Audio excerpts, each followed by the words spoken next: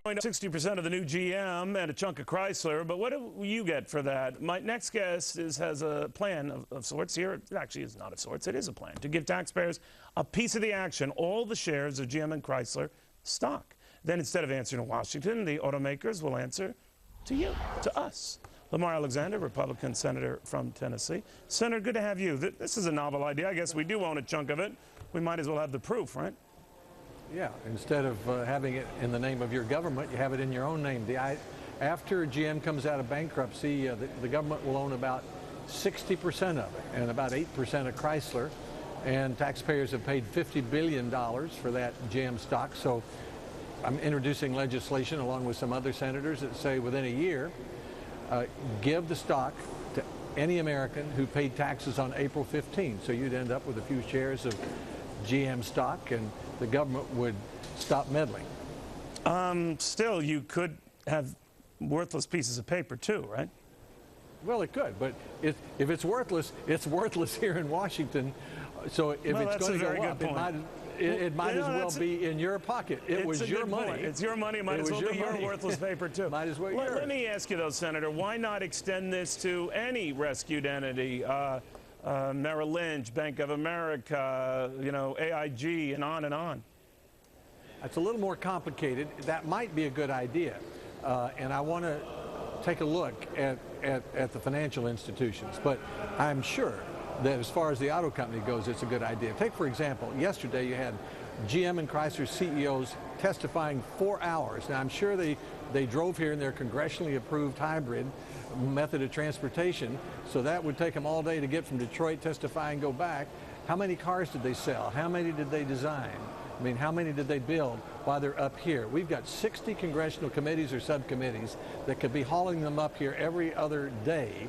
We got the president calling up the mayor of Detroit, telling him where the headquarters ought to be, and the auto task force telling them they're making too many SUVs and that their Chevy Senator, Volt can't costs these too much. guys How say, are they going to run a company? Fritz Henderson say, if another committee, and you're right, there's so many different committees looking at this, can't he say, look, I'd love to chat with you in Washington, but I got a company to run, I got cars to make, I got an operation to turn around. I can't make it with you. But he's got 535 bosses now and a big one in the White House, right?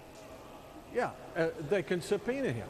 And if your big lender calls you up and says, do this, do that, do the next thing, you're probably going to take his call. So the only way to get out of that situation is to get the stock out of here, Washington, and into the hands of somebody else. It's going to take several years to do it, the way the Treasury plans to do it. So I say just do it in the next few months.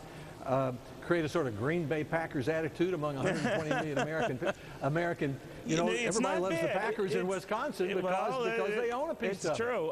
But let me ask you, though, Senator, be careful what you wish for, right? Let's say we all do get stock certificates in this new entity, right? Then we're making a little bit of money. What's to stop all those Americans from cashing out the same day? It would drive GM right into the ground again, right? No, it wouldn't. It'd just drive the stock into the ground.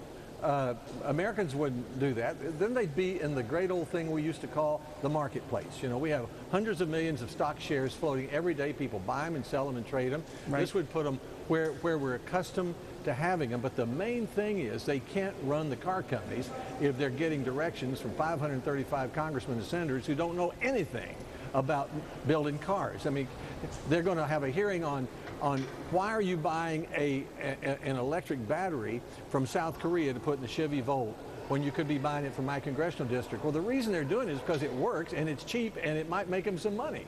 So everything is going to be scrutinized and they'll never be able to get past go.